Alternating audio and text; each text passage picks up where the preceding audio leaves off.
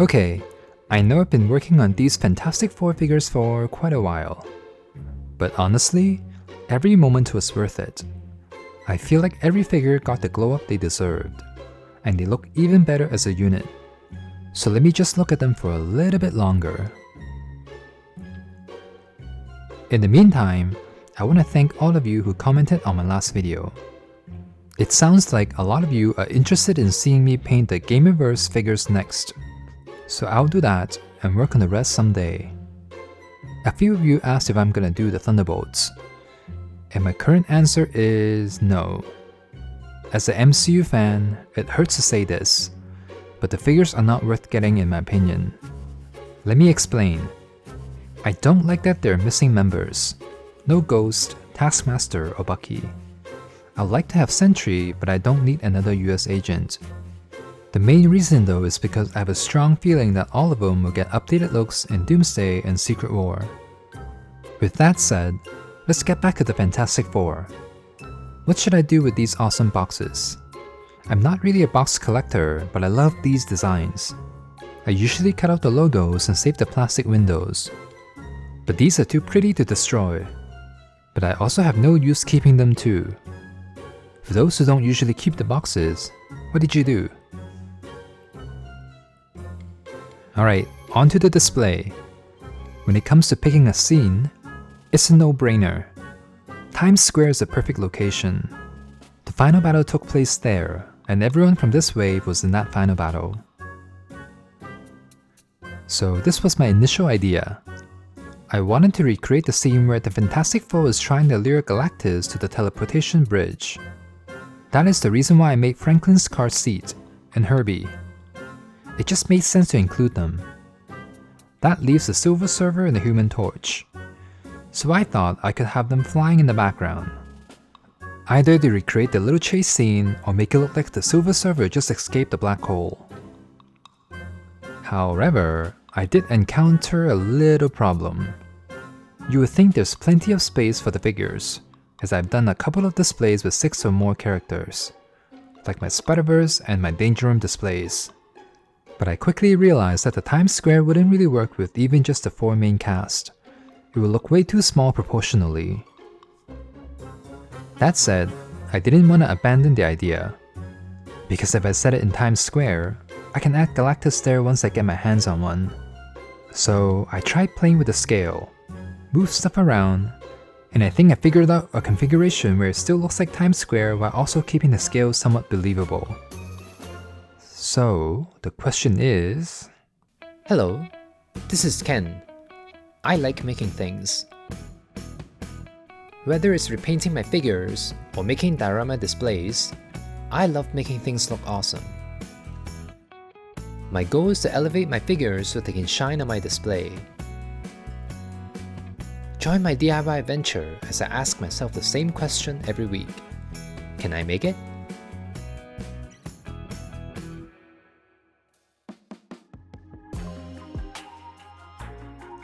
Let's start with the floor piece. It's the road on Times Square. It may not be that obvious, but you can see the shadow of Galactus looming over the street. I love that shot from the trailer. It was very memorable, so I thought it was very fitting to recreate that. I also need the main platform. This is where they place Franklin, and it is also the spot for the teleportation. Okay, it is kinda hard to see, but it is supposed to look like Galactus is close by, staring down at the Fantastic Four. You may be wondering what happens when I get Galactus. I thought of that too, so I made a version with Galactus Shadow and one without. They will be interchangeable so that I can use whichever one I want.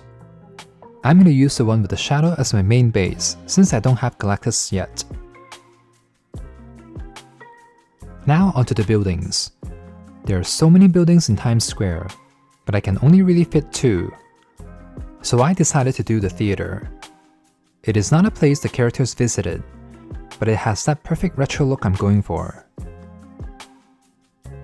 Next, I'm gonna add the carpet tone billboard on top of the theater. Not only is the billboard memorable, it is also the perfect spot for the Human Torch figure. Of the 2 Johnnies, I prefer having the powered down version with the team. I really like the matching outfits. It is also too time-consuming and complicated to try and figure out how to make the Human Torch fly in the air. So this is the perfect win-win solution. It explains why there are two Johnnies and I don't have to make anyone fly.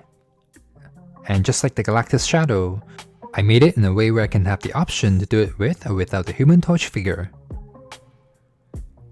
Now onto the main building. It's gotta be the one with the two giant screens. This is also where the Silver Server first appeared.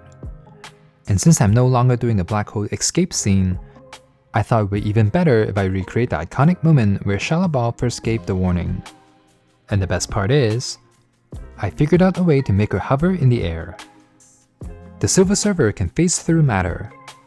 This is again perfect, because I can insert a portion of her surfboard into the building to keep her levitating.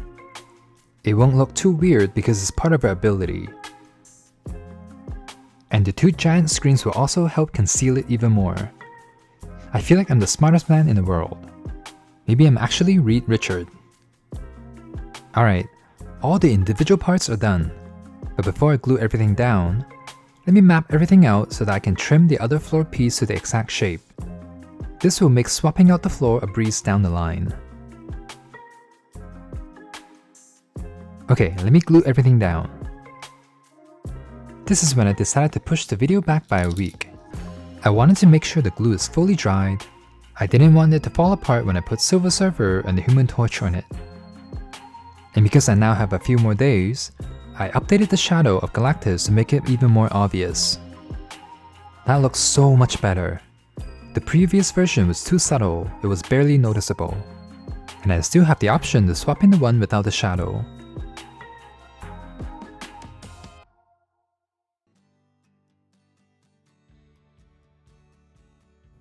Alright, here it is. Earth 828's Times Square. Or more specifically, a small corner of it. This is very minor, but I love adding small little touches to my displays. All these movie posters here are made by me using the photos I took of my figures. I know they're not canon in this universe, but it kinda makes sense for them to be movies. And they are subtle enough where they aren't distracting at all from afar. The billboard looks pretty good above it. I love that cutout of Johnny. It just adds to that billboard look. I did the same thing with the giant screens. I used photos I took of H.E.R.B.I.E, and I think they look pretty convincing as live broadcasts. Normally, I ignore the backside of my displays, but since this is a billboard, I thought it would be nice for me to make my own version. Again, using photos I took of my figures. My favorite touch is still the shadow of Galactus. Chef Kiss. I don't usually push videos back, but I'm glad I did, because the original shadow was quite disappointing, and it was bothering me. The little extra time I got makes such a huge difference. But the thing that I'm the most proud of is that this display is pretty versatile. I prepped it so that if I do get Galactus, I can do a quick change to the shadowless version. While I have an overall idea where I want the figures, this display is made in a way where I can move the figures around and it will still work. So, let's start with the configuration that I have in mind first. Let me swap out the Johnny on the billboard with the Human Torch figure. I want him in a somewhat playful pose. To be honest, I wasn't sure if the little platform I built was going to be able to sustain the weight of the figure. But somehow the height of the billboard just so happens to match the tips of the flame on his back, so it's actually latched onto the top of the billboard, and not really putting all the weight on the platform. I was not expecting that.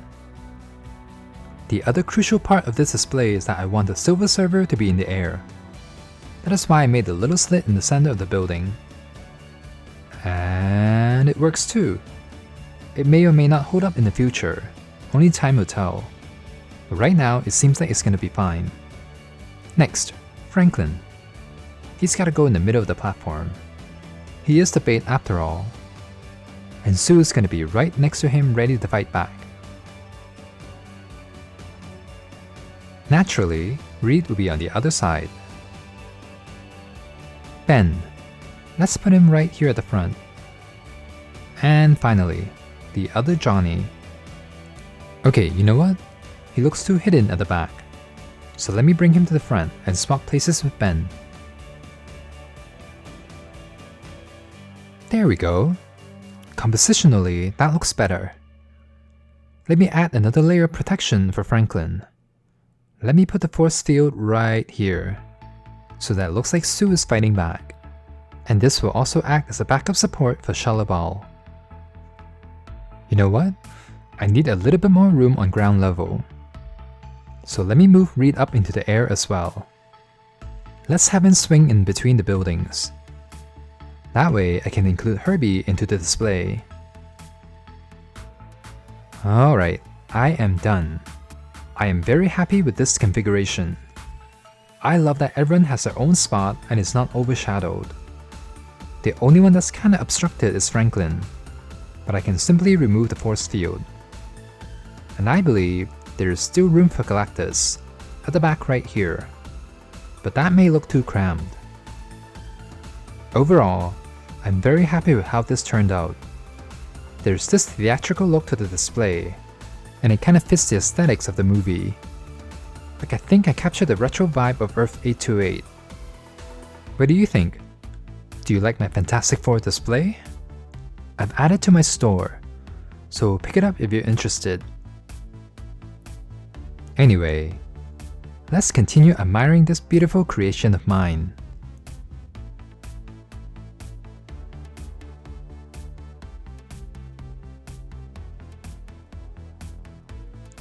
Oh, I forgot to mention it last time.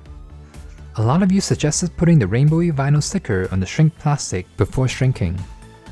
I decided not to try that for various reasons. I could be wrong, but from my experience, they don't seem to shrink at the same rate. The shrink plastic also appears to shrink at a higher temperature, and it shrinks much more than the vinyl. The other issue is that if I were to do it, I want to do it in the oven to get a nice even result. But I also don't know if the vinyl will catch on fire. I don't want to risk burning down my kitchen. That is why I'm not testing it.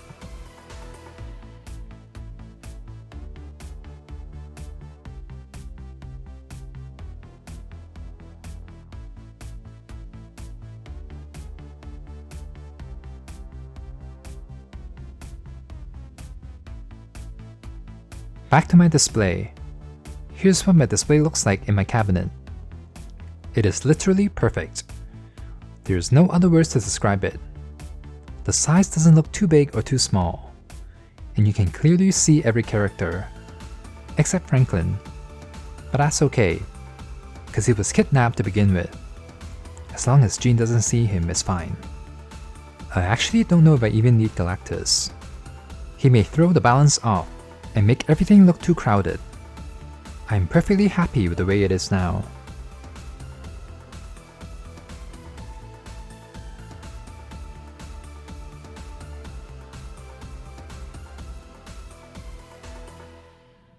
Alright, let's end this for the photo shoot.